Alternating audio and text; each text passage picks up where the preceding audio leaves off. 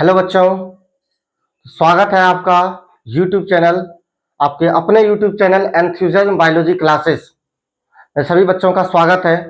तो आज जो हम लोग डिस्कस करने वाले हैं वो ब्लड के बारे में। बड़ा ही फेमस टॉपिक है ब्लड, जिसको रक्त, रुधिर, खून या लहू के नाम से हम लोग आम आम भाषा में जानते हैं। तो कई बच्चों को कंफ्यूजन होता है ब्लड के बारे में कि ब्लड क्या है, ब्लड की उत्पत्ति किससे होती है, ब्लड बनी किससे होती है ना। तो उन सभी कंफ्यूजन को जो है हम आज एक लेक्चर में, एक वीडियो के माध्यम से हम आप सभी का कंफ्यूजन दूर करेंगे। और ये सिर्फ बिहार बोर्ड के बच्चों के लिए नहीं, ये अन्य सभी बोर्डों के लिए या अदर कंपटीशन जो एग्जाम होते हैं जैसे नीट का है ना, और जितने भी अन्य कंपटीशन का जो एग्जाम होता है जिसमें बायोलॉजी से रिलेटेड ये जो बायोलॉजी का ब्लड वाला जो टॉपिक है उसमें पूछे जाता है, तो उसके बारे में इन सभी के लिए इंपॉर्टेंट है। सभी बच्चों के लिए ये वीडियो है, तो ध्यान से समझिएगा जितना भी ये टॉपिक हम आज पढ़ाने जा रहे हैं ब्लड के बारे में। तो सबसे पहले हम लोग बात करते हैं ब्लड। ब्लड के बारे में यदि हम बात करें तो ब्लड को हिंदी में हम लोग रुधिर, रक्त, खून या लहू के नाम से भी हम लोग जानते हैं।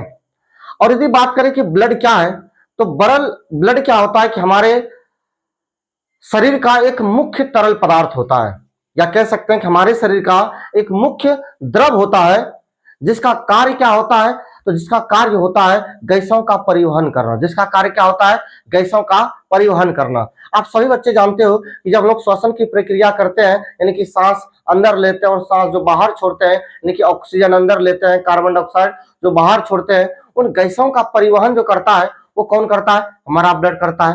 केवल गैसों का ही नहीं, हमारे शरीर में जो अधिकांश पदार्थ जैसे ग्लूकोज भी हो गया, इन ग्लूकोजों का भी जो परिवहन करता है वो कौन करता है, तो रक्त ही करता है। यानी कि एक तरह से हम लोग कह सकते हैं कि हमारे शरीर के अधिकांश पदार्थों का जो परिवहन होता है वो रक्त द्वारा या रुधिर यानी कि ब्लड के माध्यम से होता है। और यदि रक्त के बारे में बात करें तो रक्त को हम लोग एक प्रकार का विशेष संयोजी उत्तक के नाम से भी जानते हैं। एक प्रकार का रक्त क्या होता है, ये तो एक विशेष प्रकार का एक संयोजी उत्तक होता है जो किसका बना होता है, तो द्रव मैट्रिक्स, प्लाज्मा तथा अन्य संगठित पदार्थ अर्थात यहाँ पर आरबीसी, डब्ल्यूबीसी और प्लेटलेट्स का बात कर रहे हैं। तो यहां लिखा हुआ देखो कि रक्त एक विशेष संयोजी उत्तक स्पेशल कनेक्टिव टिश्यू है जिसमें द्रव मैट्रिक्स, प्लाज्मा एवं अन्य संगठित पदार्थ पाई जाती है। और अन्य संगठित पदार्थ में या तत्व में क्या पाई जाती है, तो बोलोगे आरबीसी, डब्ल्यूबीसी एवं प्लेटलेट्स पाई जाती है। और ये जो रक्त है या रुधिर जो है यानी कि ब्लड जो है, इसका कार्य क्या होता है, तो पदार्थों के परिवहन। अभी हम बताए थे कि हमारे शरीर का ये प्रमुख तरल पदार्थ है या शारीरिक द्रव है जिनका कार्य होता है परिवहन करना, अधिकांश पदार्थों का क्या करना, परिवहन करना। जैसे लिखा हुआ है ग्लूकोज, श्वसन गैस इत्यादि के लिए रक्त सबसे अधिक उपयोग किए जाने वाले शारीरिक तरल पदार्थ या शारीरिक द्रव है, जिनकी उत्पत्ति मध्य चर्म से होती है। जिनकी उत्पत्ति किससे होती है, मध्य चर्म से होती है, और इसी को हम लोग मेसोडर्मी कहते हैं। अच्छा, ये मध्य चर्म क्या होता है, तो देखो जब शुक्राणु और अंडाणु का संलयन होता है तो युग्मनज बनता है, युग्मनज से जो भ्रूण बनता है, तो भ्रूण में 3 प्रकार के जनन परत का निर्माण होता है, बाह्य चर्म, मध्य चर्म और अंतःचर्म।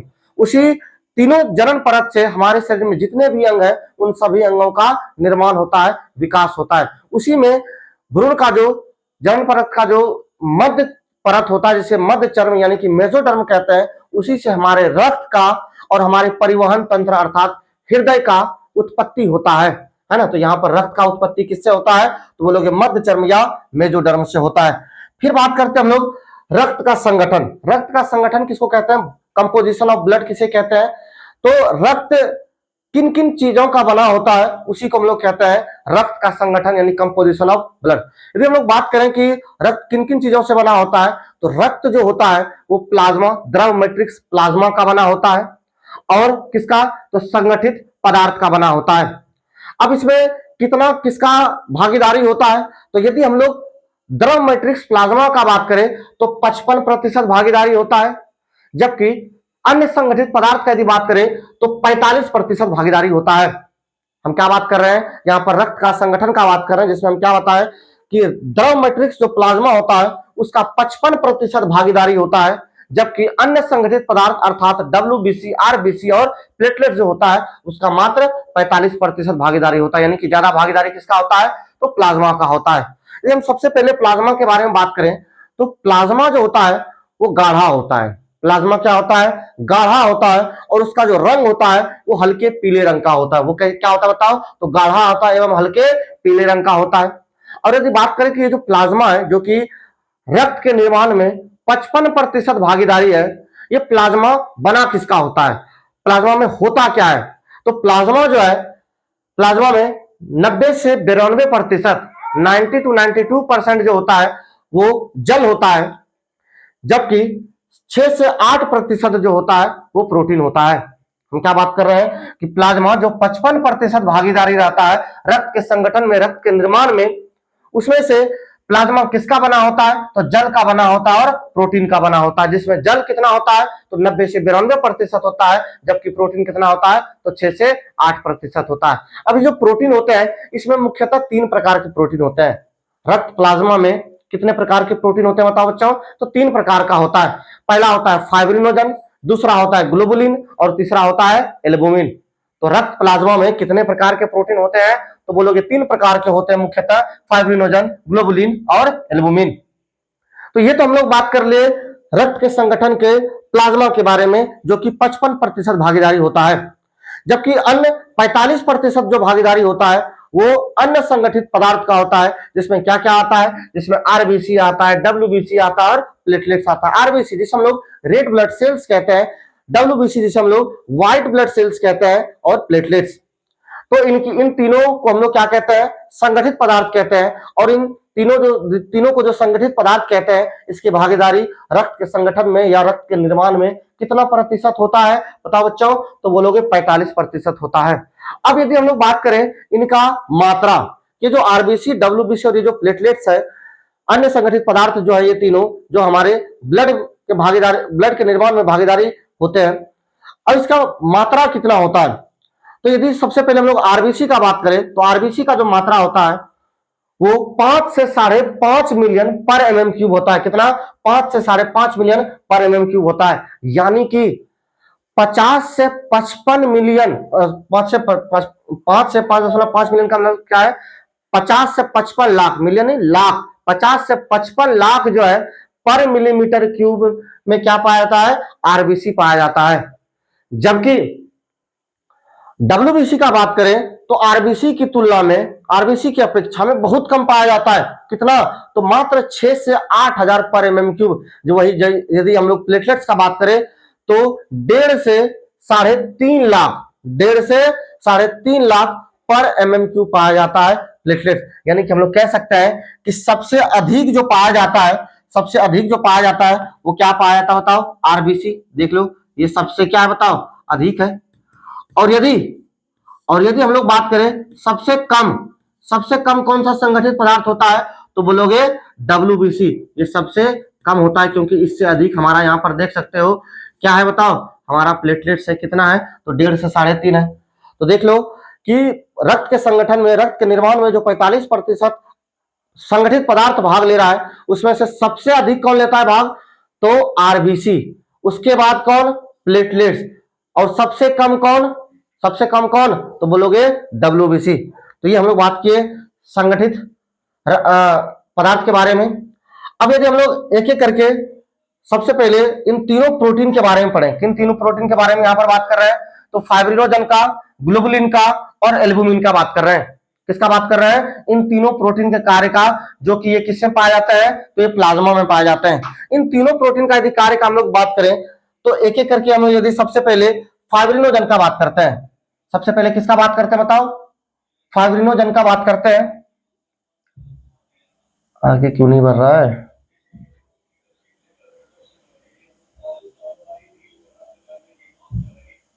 हाँ, तो बात करते हैं हम लोग सबसे पहला प्रोटीन रक्त प्लाज्मा का, फाइब्रिनोजन। फाइब्रिनोजन का कार्य क्या होता है? तो फाइब्रिनोजन का जो कार्य होता है, इसका हमारे शरीर में क्या कार्य होता है यदि पूछ लेंगे तो बोलोगे रक्त का जो थक्का होता है, या फिर हम लोग कह सकते हैं कि रक्त जो अस्कंदित होता है, यानी कि रक्त के थक्का बनने में या रक्त अस्कंदन में ये सहायक होता है हमारा फाइब्रिनोजन, जो क्या बनाता है? फाइब्रिन बनाता है। तो ये लिखा हुआ है, इस प्रकार के प्रोटीन का कार्य रक्त थक्का बनाने या अस्कंदन यानी ब्लड कोगुलेशन में होता है। फिर यदि दूसरे रक्त प्लाज्मा के प्रोटीन का बात करें हम लोग तो हमारा होता है रक्त प्लाज्मा का दूसरा प्रोटीन जो होता है वो क्या होता है, ग्लोबुलिन। यदि ग्लोबुलिन का हम लोग कार्य का बात करें तो ग्लोबुलिन का कार्य क्या होता है, तो इस प्रकार के प्रोटीन का कार्य शरीर के प्रतिरक्षा तंत्र में होता है। प्रतिरक्षा तंत्र, जिससे हमें प्रतिरक्षा मिलती है, उसी प्रतिरक्षा किसे कहते हैं, तो जो हमें बाहर से आए हुए जो परजीवी होते हैं, बाहर से जो आए हुए जीव होते हैं, जो हमें बीमार कर सकता है, जो हमें संक्रमित कर सकता है, उस संक्रमण से बचाने का जो कार्य करता है उसी को हम लोग कहते हैं प्रतिरक्षा। और प्रतिरक्षा जो हमें मिलती है वो किससे मिलती है, तो प्रतिरक्षा तंत्र से मिलती है। और उसी प्रतिरक्षा तंत्र में सहायक कौन होता है, तो ग्लोबुलिन होता है। तो ये दूसरे प्रकार के प्रोटीन का कार्य है। तीसरे प्रकार के प्रोटीन का बात करते हैं हम लोग एल्बुमिन। किसका बात करते हैं, एल्बुमिन। एल्बुमिन जो होता है, इस प्रकार के प्रोटीन का कार्य जो होता है हमारे शरीर में पराशरणीय संतुलन में होता है, ऑस्मोटिक बैलेंस में होता है। तो ये तीन प्रकार के प्रोटीन था, है ना। ये जो तीन प्रकार का प्रोटीन था ये किसका था बताओ, ये रक्त प्लाज्मा का, ये तीनों प्रकार का प्रोटीन था। फिर आगे हम लोग बात करते हैं, उन तीनों का कार्य हम बात कर लिए। फिर हम लोग बात करते हैं, नोट में देखो यहाँ पर कुछ पॉइंट लिखा हुआ है। क्या पॉइंट लिखा हुआ है, अच्छा ये जो हम लोग पढ़ रहे हैं रक्त का संगठन में हम लोग प्लाज्मा के बारे में पढ़ रहे हैं, जिसमें हम लोग क्या क्या पढ़े, तो प्लाज्मा के बारे में ये पढ़े कि प्लाज्मा जो रक्त के संगठन में जो भागीदारी लेता है वो 55%, जिसमें से ये जो प्लाज्मा जो होता है उसमें 90 से 92% जल होता है, जबकि 6 से 8% क्या होता है, प्रोटीन होता है। और कितने प्रकार का प्रोटीन, तो 3 प्रकार का प्रोटीन होता है। और इन तीनों प्रकार के प्रोटीन का हम लोग यहाँ पर कार्य पढ़े। फिर उसके आगे हम लोग यदि बात करें प्लाज्मा के बारे में, तो यहाँ पर 2 पॉइंट यहाँ पर नोट देखे लिखे हैं। इसमें पहला पॉइंट क्या है कि प्लाज्मा में कुछ खनिज आयन भी मौजूद होते हैं, यानी कि प्लाज्मा में जल और प्रोटीन तो होता ही है, साथ ही साथ उसमें कुछ मात्रा में खनिज आयन भी मौजूद होते हैं। जैसे क्या, तो sodium ion, calcium ion, magnesium ion, bicarbonate ion और क्लोराइड आयन इत्यादि। तो ये सभी कुछ खनिज आयन भी पाए जाते हैं हमारे रक्त प्लाज्मा में। और यदि तो क्या क्या पाया गया, जल पाया गया था, पानी पाया गया था और प्रोटीन पाया गया था, कुछ खनिज आयन भी यहाँ पर पाया गया। कौन कौन सा आयन, तो बोलोगे sodium ion, calcium ion, magnesium ion, है ना, बाइकार्बोनेट आयन और क्लोराइड आयन इत्यादि। अब इनके अलावा, कुछ आयन के अलावा इसमें कुछ मात्रा में जो है यहाँ पर इसमें ग्लूकोज भी पाए जाते हैं। कुछ मात्रा में क्या पाया जाता है बताओ, ग्लूकोज पाए जाते हैं। ये देखो ग्लूकोज पाए जाते हैं, अमीनो अम्ल पाए जाते हैं तथा लिपिड्स भी पाए जाते हैं। तथा क्या पाए जाते हैं बताओ, लिपिड्स भी पाए जाते हैं। तो जल, प्रोटीन, आयन, ग्लूकोज, एमिनो अम्ल तथा लिपिड्स पाए जाते हैं। तो ये प्लाज्मा के बारे में हम लोग पढ़े। अब इसमें से एक सीरम के बारे में कंफ्यूजन होता है सभी बच्चों को कि सीरम क्या होता है। यहाँ पर देखो सीरम के बारे में लिखा हुआ है।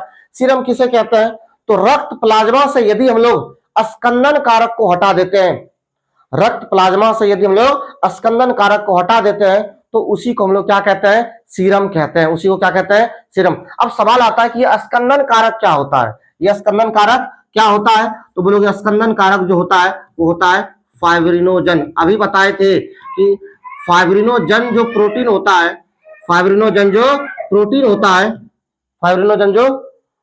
होता है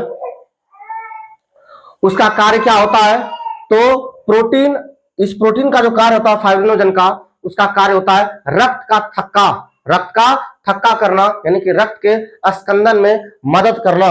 तो उसी को हम लोग, फाइब्रिनोजन को हम लोग क्या कहते हैं, स्कंदन कारक कहते हैं। तो यदि हमारे रक्त प्लाज्मा से यदि इस फाइब्रिनोजन को, यानी स्कंदन कारक को हटा दिया जाए तो उसी को हम लोग क्या कहते हैं, सीरम कह देते हैं। उसी को हम लोग क्या कह देते हैं बताओ, सीरम कह देते हैं। तो चलो ये हम लोग बात कर ले किसके बारे में, तो ये हम लोग बात किए प्लाज्मा के बारे में, जो कि 55% भागीदारी था रक्त के संगठन में, रक्त के निर्माण में।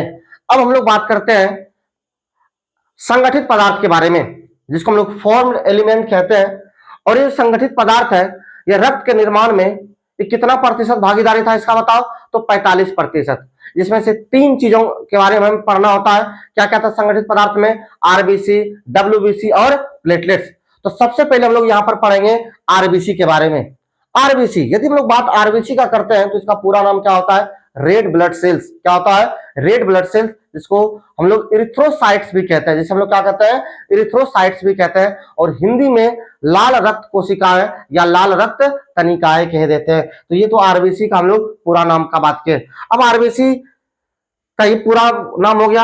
अब यदि आरबीसी का हम लोग यदि बात करें आरबीसी के बारे में, तो आरबीसी जो होता है हम अभी बताए थे कि संगठित पदार्थ में इसकी मात्रा सबसे अधिक होती है डब्ल्यूबीसी और प्लेटलेट्स की तुलना में। यदि हम लोग बात करेंगे आरबीसी का, तो इसकी जो मात्रा होती है वो सबसे क्या होती है, अधिक होती है। कितनी होती है, तो 5 से 5.5 मिलियन पर एमएम क्यूब। वही लिखा हुआ है कि रक्त में अन्य सभी कोशिकाओं में जो आरबीसी, डब्ल्यूबीसी और प्लेटलेट तीनों का बात किया जा रहा है यहाँ पर, अन्य सभी कोशिकाओं में आरबीसी सबसे अधिक मात्रा में होती है। क्या होती है बताओ बच्चों, तो सबसे अधिक मात्रा में होती है। और कितनी होती है, तो एक स्वस्थ वयस्क मनुष्य में यदि बात करें, तो आरबीसी की जो मात्रा होती है वो लगभग 5 से 5.5 मिलियन, कितना बताओ, तो 5 से 5.5 मिलियन पर एमएम क्यूब होता है। और ये जो आरबीसी का जो निर्माण होता है हमारे बॉडी में, यदि वयस्क में बात करें कि वयस्क में जो है आरबीसी का निर्माण कहां होता है, तो हम लोग बोलते हैं कि लाल अस्थि मज्जा में होता है। किसमें होता है बताओ, तो लाल अस्थि मज्जा में होता है, जिसको रेड बोन मेरो कहते हैं या आरबीएम कहते हैं। वही लिखा हुआ है कि वयस्क मनुष्य में आरबीसी का निर्माण लाल अस्थि मज्जा यानी कि रेड बोन मेरो आरबीएम में होता है। फिर बात करते हैं आरबीसी का आकार, कि आरबीसी का आकार कैसा होता है। तो आरबीसी का जो आकार होता है वो द्विअवतलीय होता है। आरबीसी का आकार कैसा होता है, द्विअवतलीय होता है। कुछ इस प्रकार का होता है, देखो ये देखो, ये रहा आरबीसी। इसमें तुम देख सकते हो कि दोनों तरफ से, यानी ऊपर की तरफ से भी और नीचे की तरफ से भी ये क्या होता है, धसा हुआ भाग होता है। ऊपर की तरफ से भी और नीचे की तरफ से भी क्या होता है, धसा हुआ भाग होता है। और धसे हुए भाग को हम लोग क्या कहते हैं, अवतल कहते हैं। तो ये दोनों तरफ से धसा हुआ है, इसलिए इसको हम लोग कहते हैं द्विअवतलीय, या इसी को कहते हैं उभयावतल, यानी कि बायकॉन्केव जैसा स्ट्रक्चर होता है, आकार होता है किसका, आरबीसी का। वही लिखा हुआ है कि आरबीसी का आकार उभयावतल या द्विअवतलीय यानी कि बायकॉन्केव होता है। फिर बात करें आरबीसी का, तो आरबीसी क्या है, एक कोशिका है। आरबीसी क्या है, एक कोशिका है। और हम लोग आमतौर पर क्या जानते हैं कि हम लोग यूकैरियोटिक जीव है, जिसमें हमारे कोशिकाओं में क्या मौजूद होता है, केंद्रक मौजूद होता है। हम लोग यूकैरियोटिक जीव है जिसमें क्या पाया जाता है बताओ, तो हमारे कोशिकाओं में केंद्रक पाए जाते हैं। लेकिन जब हम लोग बात आरबीसी का करते हैं, तो आरबीसी एक प्रकार का कोशिका है जिसको हम लोग क्या कहते हैं, लाल रक्त कोशिका है। तो आरबीसी जो कोशिका है, इसके कोशिका के अंदर केंद्रक मौजूद नहीं होता है, यानी कि केंद्रक क्या होता है, तो अनुपस्थित होता है। देखो लिखा हुआ है आरबीसी में केंद्रक, जिसे न्यूक्लियस भी कहते हैं, क्या होता है, अनुपस्थित होता है। ये बात की। फिर आगे इसके बारे में कुछ पॉइंट के बारे में भी बात करें, तो यहां पर देखो क्या लिखा हुआ है कि आरबीसी अवायवीय शोषण करता है। आरबीसी अवायवीय शोषण करता है, एनारोबिक रिस्पिरेशन करता है। और अवायवीय शोषण किसे कहते हैं, जिससे श्वसन की प्रक्रिया करने के लिए ऑक्सीजन की उपस्थिति की आवश्यकता नहीं होती है, उसे हम लोग क्या कहते हैं, अवायवीय शोषण कहते हैं। लेकिन मनुष्य को तो ऑक्सीजन की उपस्थिति की आवश्यकता होती है, यानी कि मनुष्य जो होता है वो वायवीय शोषण करता है। लेकिन हमारा जो आरबीसी होता है वो अवायवीय शोषण करता है। अब देखो क्या कारण है इसका, कि देखो आरबीसी जो होता है ये गैसों का परिवहन करता है। ये आरबीसी क्या करता है, मुख्यतः गैसों का परिवहन करता है। जैसे हम लोग जब श्वसन की प्रक्रिया करते हैं तो सांस लेते हैं तो ऑक्सीजन लेते हैं, तो उस ऑक्सीजन का परिवहन जो हमारे पूरे बॉडी में होता है, उसका अधिकांश ऑक्सीजन का जो परिवहन यानी कि लगभग 97% ऑक्सीजन का जो परिवहन वो किया जाता है, वो किसके द्वारा, तो आरबीसी के द्वारा। और जब हम लोग सांस छोड़ते हैं, यानी कार्बन डाइऑक्साइड जब हम लोग छोड़ते हैं, तो लगभग 93% कार्बन डाइऑक्साइड का जो परिवहन करता है वो आरबीसी ही करता है, यानी कि मुख्यतः गैसों का ये परिवहन करता है। अब यदि गैसों का परिवहन ये करता है, हमारे अन्य कोशिकाओं तक पहुंचाता है, और यदि उस कोशिका, ये आरबीसी की कोशिकाओं द्वारा खुद उस ऑक्सीजन का इस्तेमाल कर लिया जाएगा, तो क्या वो अन्य कोशिकाओं तक पहुंचा पाएगा, नहीं। इसलिए आरबीसी स्वयं सेक्रीफाइस करके खुद को अवायवीय श्वसन करवाता है, जबकि बाकियों को वायवीय श्वसन करवाता है। तो ये आरबीसी होता है जो कि खुद क्या करता है बताओ, अवायवीय शोषण करता है, लेकिन दूसरों को वो वायवीय शोषण करने में क्या करता है, मदद करता है। फिर यदि आरबीसी का बात करें तो आरबीसी कैसा होता है, लाल रंग का होता है।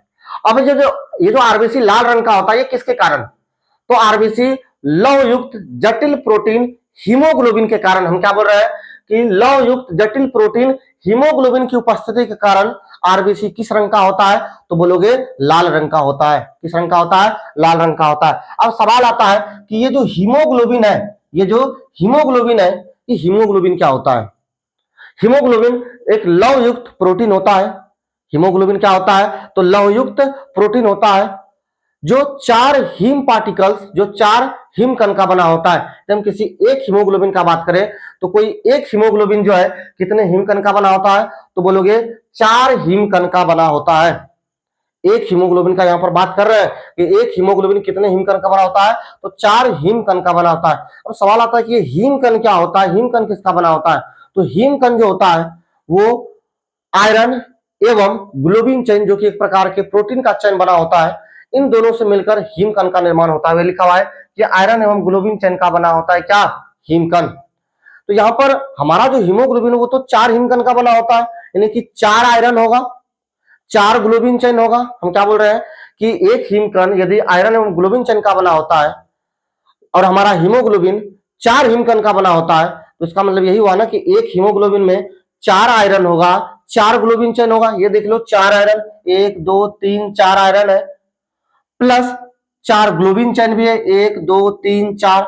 लेकिन ये जो 4 ग्लोबिन चेन है इसमें से 2 ग्लोबिन चेन जो होते हैं वो अल्फा होते हैं। ये देख लो, ये अल्फा ग्लोबिन चेन है, अल्फा ग्लोबिन चेन है, और उसमें 2 और जो ग्लोबिन चेन होगा उसमें बीटा ग्लोबिन चेन होगा। ये देखो बीटा ग्लोबिन चेन है, ये भी बीटा ग्लोबिन चेन है। तो इस प्रकार से 4 आयरन, 4 आयरन और 4 ग्लोबिन चेन होते हैं।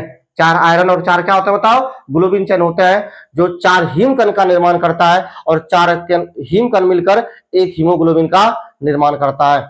अब ये जो हीमोग्लोबिन है यही ऑक्सीजन का और कार्बन डाइऑक्साइड का क्या करता है, परिवहन करता है। क्योंकि हीमोग्लोबिन से ही हमारा क्या बना होता है, आरबीसी बना होता है। और हम लोग क्या पढ़ते हैं कि आरबीसी का कार्य क्या होता है, तो गैसों का परिवहन करना। तो गैसों का परिवहन आरबीसी में कौन करता है, तो ये हमारा हीमोग्लोबिन करता है ना।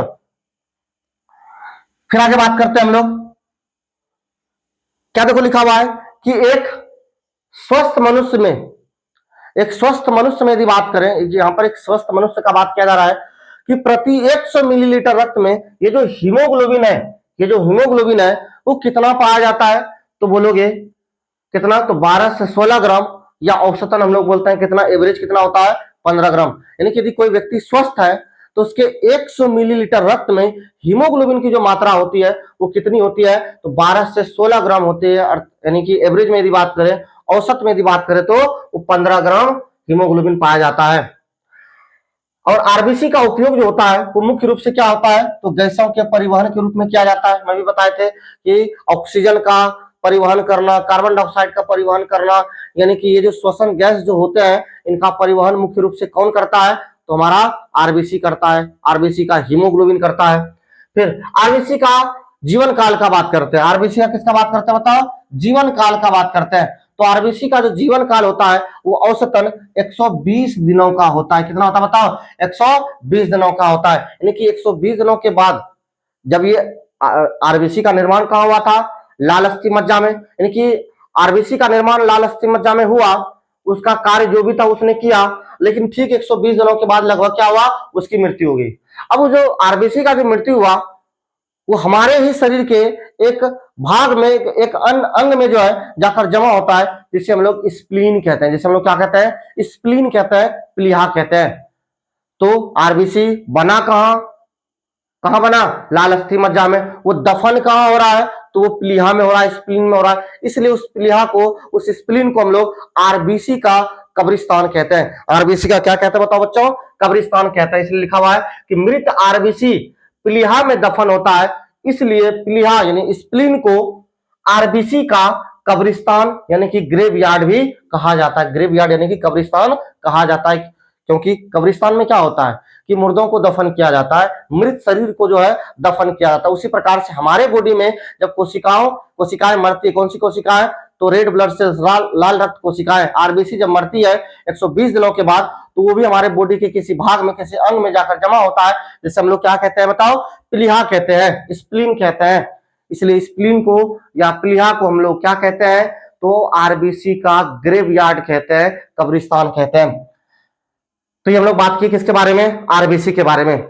फिर हम लोग बात करते हैं डब्ल्यूबीसी के बारे में। डब्ल्यूबीसी जिसे हम लोग व्हाइट ब्लड सेल्स या ल्यूकोसाइट्स कहते हैं। व्हाइट ब्लड सेल्स या क्या कहते हैं बताओ बच्चों, ल्यूकोसाइट्स कहते हैं, जिसको हिंदी में श्वेत रक्त कोशिकाएं या श्वेत रक्त कणिकाएं कह देते हैं। तो ये हम लोग बात किए पूरा नाम इसका। अब ये जो श्वेत रक्त कोशिकाएं होती है, यानी कि ये रंगहीन होती है। अब ये जो रंगहीन होती है, क्यों होती है रंगहीन ये, जबकि आरबीसी हमारा लाल रंग का था, लेकिन वो जो लाल रंग का था वो किसके कारण था, तो हीमोग्लोबिन के कारण था। लेकिन आरबीसी रंगहीन होता है, सॉरी डब्ल्यूबीसी क्या होता है, रंगहीन होता है। तो रंगहीन ये किसके कारण होता है, क्योंकि इसके पास हीमोग्लोबिन नहीं पाया जाता है। तो हीमोग्लोबिन की कमी के कारण डब्ल्यूबीसी क्या होते हैं, रंगहीन होते हैं। हीमोग्लोबिन की कमी के कारण ये कैसे होते हैं बताओ, तो रंगहीन होते हैं। और डब्ल्यूबीसी में यदि बात करें तो केंद्रक उपस्थित होता है, जबकि हम लोग आरबीसी में क्या पढ़े थे, आरबीसी में केंद्रक अनुपस्थित था, लेकिन डब्ल्यूबीसी में केंद्रक क्या होता है, उपस्थित होता है। और यदि हम लोग बात करें इसका जीवन काल का, तो ये बहुत कम समय तक जीता है। यदि आरबीसी की तुलना में ये इसका बात करें तो आरबीसी तो 120 दिन जिया था, उसका जीवन काल 120 दिनों का था। लेकिन यदि हम लोग बात करें डब्ल्यूबीसी का, तो डब्ल्यूबीसी का जीवन काल आरबीसी की तुलना में बहुत कम होता है। कितना, औसतन तो 12 से 20 दिनों का होता है। कितने दिनों का, तो 12 से 20 दिनों का होता है। फिर यदि बात करें इसका मात्रा, ये जो हमारा डब्ल्यूबीसी ये संगठित पदार्थ है जो कि रक्त के निर्माण में ये भागीदारी लेता है। और इसका यदि मात्रा का हम लोग बात करें तो इसका मात्रा पहले ही बताए थे, इसका जो मात्रा होता है वो अन्य संगठित पदार्थों में से, यानी डब्ल्यूबीसी, आरबीसी और प्लेटलेट्स, इन तीनों को यदि मिला दिया जाए तो उन सभी में सबसे कम क्या होता है, डब्ल्यूबीसी होता है। सबसे कम क्या होता है बताओ, डब्ल्यूबीसी होता है। कितना, तो 6 से 8000 पर एमएमक्यू, वही लिखा हुआ है कि आरबीसी की अपेक्षा डब्ल्यूबीसी बहुत कम, औसतन 6 से 8000 पर मिलीमीटर क्यूब रक्त होती है। और यदि डब्ल्यूबीसी का बात करें तो डब्ल्यूबीसी को ग्रेन्यूल्स के आधार पर, डब्ल्यूबीसी को ग्रेन्यूल्स के आधार पर मुख्यतः दो भागों में बांटा गया है। डब्ल्यूबीसी को मुख्यतः कितने भागों में, तो दो भागों में बांटा गया है। किसके आधार पर, तो ग्रेन्यूल्स के आधार पर। और जो दो भागों में बांटा गया है उसे कहते हैं, पहले को ग्रेन्युलोसाइट्स और दूसरे को कहते हैं ए ग्रेन्युलोसाइट्स। अब ये ग्रेन्युलोसाइट्स या ए ग्रेन्युलोसाइट्स में अंतर क्या होता है, तो हम लोग जो ये दो प्रकार का जो ये डब्ल्यूबीसी पढ़ रहे हैं, ये मुख्यतः जो दो प्रकार का पढ़ रहे हैं, किसके आधार पर, तो ये ग्रेन्यूल्स के आधार पर। अब यदि किसी डब्ल्यूबीसी की कोशिका में यदि ग्रेन्यूल्स मौजूद होता है तो उसे ग्रेन्युलोसाइट्स कहते हैं। और जिस भी डब्ल्यूबीसी की कोशिकाओं में ग्रेन्यूल्स मौजूद नहीं होता है उसे हम लोग क्या कहते हैं, ए ग्रेन्युलोसाइट्स कहते हैं। जैसा कि यहाँ पर देखो हमें एक स्ट्रक्चर द्वारा समझाया है। तो डब्ल्यूबीसी को मुख्यतः ग्रेन्यूल्स के आधार पर, किसके आधार पर, ग्रेन्यूल्स के आधार पर दो भागों में बांटा गया है, ग्रेन्युलोसाइट्स और ए ग्रेन्युलोसाइट्स। ग्रेन्युलोसाइट्स का मतलब है कि उसमें ग्रेन्यूल्स मौजूद होते हैं, जबकि ए ग्रेन्युलोसाइट्स का मतलब क्या है, इसमें ग्रेन्यूल्स मौजूद नहीं होते हैं। जैसा कि तुम यहाँ पर देख सकते हो कि ये डब्ल्यूबीसी की ये दोनों कोशिका है, ये भी डब्ल्यूबीसी की कोशिका है, ये भी डब्ल्यूबीसी की कोशिका है। अब डब्ल्यूबीसी की कोशिका है और डब्ल्यूबीसी में केंद्रक क्या होता है, उपस्थित होता है। आरबीसी में केंद्रक उपस्थित नहीं था, लेकिन डब्ल्यूबीसी में केंद्रक क्या था, उपस्थित। तो ये देख लो, ये कोशिका है, इधर ये भी कोशिका है, इसके भीतर ये देखो केंद्रक है, ये भी देखो यहाँ पर केंद्रक है। और केंद्रक के बाहर क्या होता है, कोशिका द्रव। तो ये देख लो कोशिका द्रव इधर भी है, कोशिका द्रव इधर भी है। अब इन दोनों कोशिकाओं को, ये दोनों जो है ये डब्ल्यूबीसी का कोशिका है। ये दोनों किसका कोशिका है बताओ, ये दोनों जो है ये डब्ल्यूबीसी का ही कोशिका है। ये दोनों डब्ल्यूबीसी का ही कोशिका है। इसमें अंतर क्या दिख रहा है, अब तीन चीज समान है। ये भी डब्ल्यूबीसी का कोशिका है, ये भी डब्ल्यूबीसी का कोशिका है। इसके डब्ल्यूबीसी में भी केंद्रक है, इस डब्ल्यूबीसी के अंदर भी केंद्रक है। डब्ल्यूबीसी के केंद्रक के बाहर यहाँ पर कोशिका द्रव है, इस डब्ल्यूबीसी के केंद्रक के बाहर भी कोशिका द्रव है। लेकिन यहाँ पर क्या नहीं है जो इसमें है, इसके कोशिका द्रव में इस प्रकार के डब्ल्यूबीसी के बाहर, केंद्रक के बाहर जो कोशिका द्रव होता है, उस कोशिका द्रव में यहाँ पर छोटे छोटे कई सारे ग्रेन्यूल्स मौजूद होते हैं।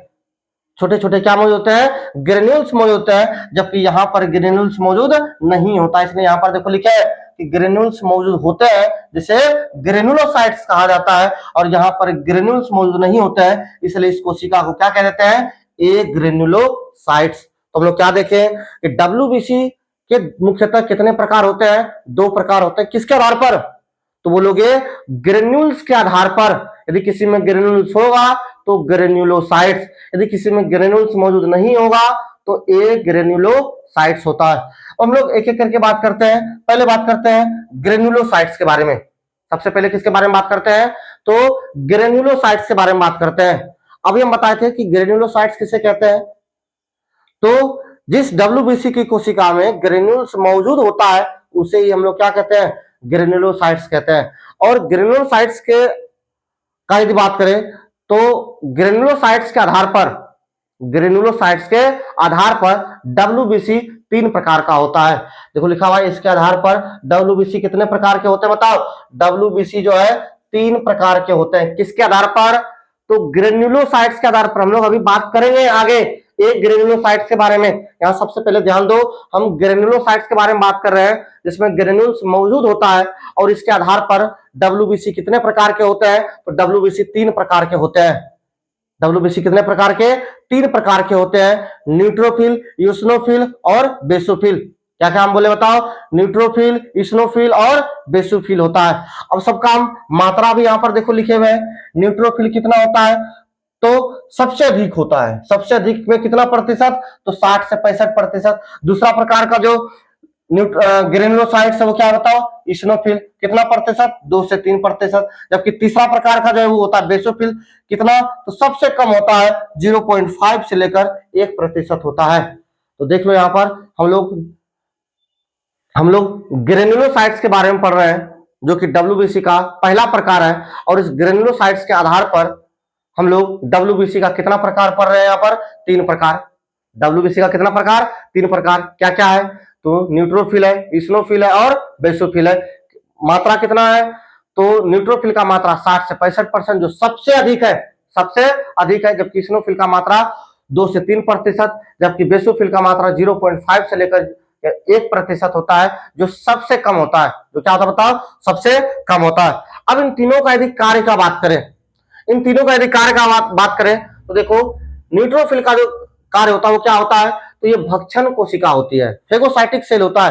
फेगोसाइटिक सेल का मतलब होता है कि बाहर से जो आने वाले हमारे अंदर प्रवेश करने वाले जो जीव होते हैं उन जीवों को ये मारने का कार्य करती है। वही लिखा हुआ है कि ये भक्षण कोशिका यानी कि फाइगोसाइटिक सेल्स होती है जो अंदर प्रवेश करने वाले बाह्य जीवों को मारने का कार्य करती है। ये हम किसका बात के बताओ, ये न्यूट्रोफिल का बात के, यानी कि बाहर से जो आने वाले जो जीव है जो कि हमें बीमार करेगा उस जीवों को ये मारने का कार्य करता है।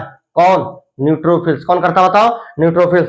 जबकि दूसरा यदि हम लोग इस्नोफिल का बात करें तो ये संक्रमण से बचाव करती है, यानी कि हमारे अंदर जो किसी भी तरह का जो इन्फेक्शन होता है, संक्रमण होता है, उस संक्रमण से ये बचाव करते कौन, इस्नोफिल।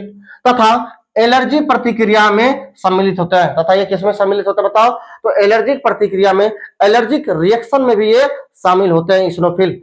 फिर तीसरा प्रकार के यदि हम लोग ग्रेन्युलोसाइट्स का बात करें यानी कि डब्ल्यूबीसी का बात करें तो वो होता है बेसोफिल, जो सबसे कम था। इसका कार्य क्या होता है, तो ये हिस्टामिन, ये सीरोटोनिन, ये हेपेरिन इत्यादि का स्राव करती है तथा शोधकारी क्रियाओं में सम्मिलित होती है। तथा किसमें, तो बोलोगे शोधकारी क्रियाओं में, यानी कि सूजन होने की जो क्रिया होती है उसी में ये सम्मिलित होता है।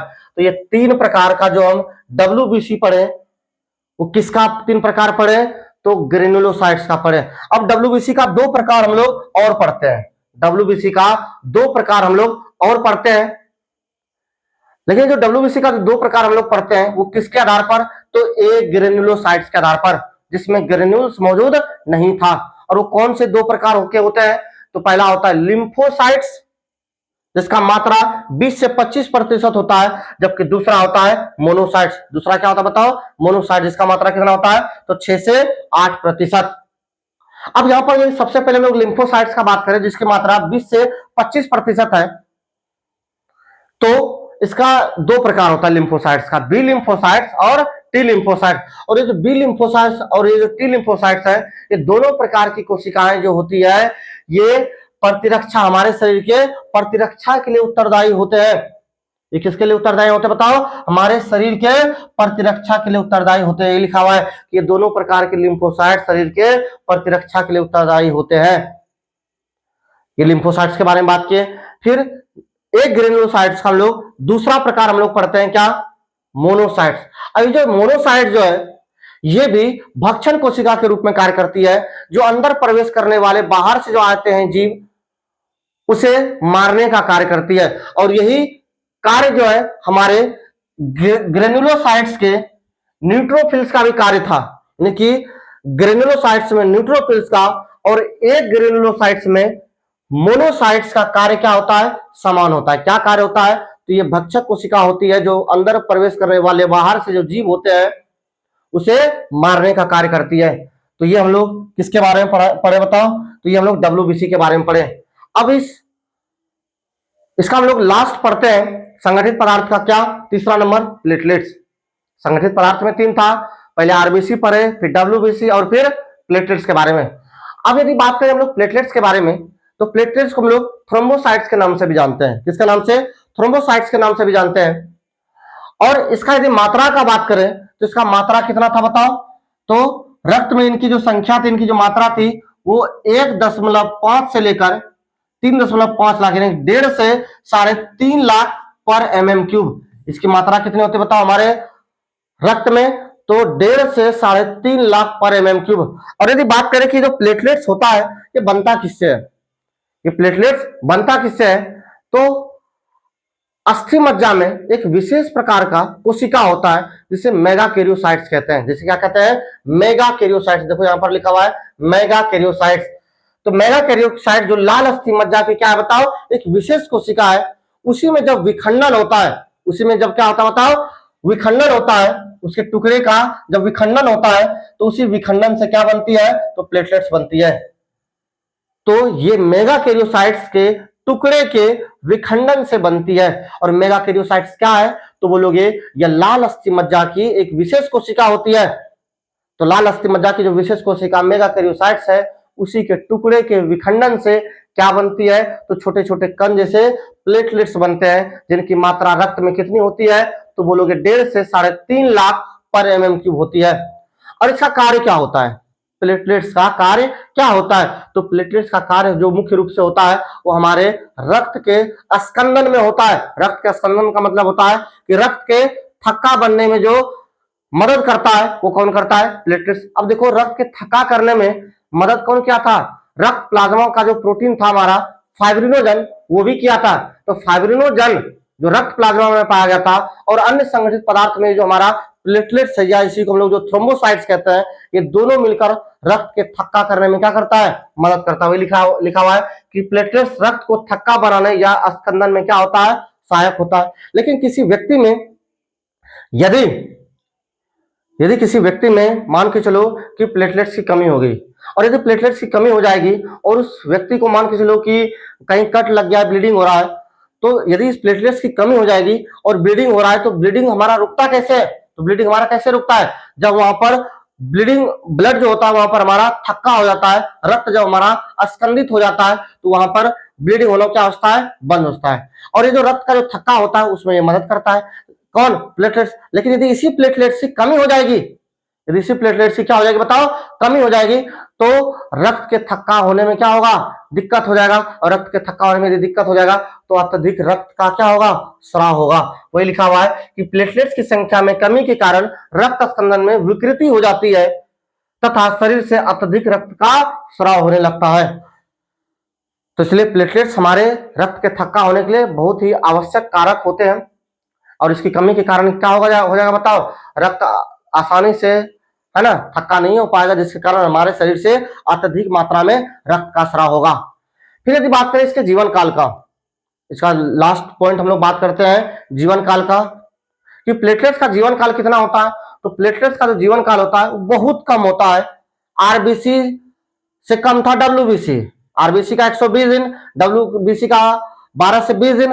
और प्लेटलेट्स का जो जीवन काल होता है वो डब्ल्यूबीसी से भी कम होता है, कितना, तो 3 से 5 दिनों का। देखो यहाँ पर, और औसतन का यदि बात करें तो 4 दिनों का होता है। कितना होता है, 4 दिनों का। तो प्लेटलेट्स का जीवन काल बहुत कम, लगभग 3 से 5 दिनों का, औसतन 4 दिनों का होता है। तो ये देखो हम लोग बात किए किसके बारे में, तो ये हम ब्लड के बारे में बात किए। आई होप कि सभी बच्चों को ब्लड से संबंधित जितने भी कंफ्यूजन होते हैं उन सभी बच्चों का ये डाउट क्लियर हुआ होगा कि ब्लड क्या है, ये बना किसका होता है, सब चीज के बारे में एक एक करके डिटेल में बताया है।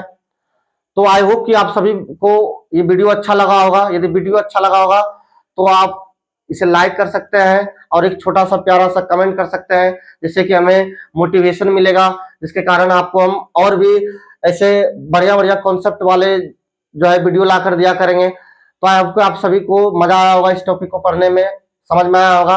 तो एक प्यारा सा आपका लाइक चाहिए, कमेंट चाहिए और सब्सक्राइब कीजिए। और आपके जितने भी सहपाठी है ना, आपके साथ जो क्लासमेट है जो पढ़ते हैं, उनको भी यदि इस टॉपिक में दिक्कत हो रहा है तो आप उनको शेयर कर सकते हैं। ठीक है, तो मिलते हैं आपको एक अगले वीडियो में इंटरेस्टिंग टॉपिक को लेकर। तब तक के लिए धन्यवाद।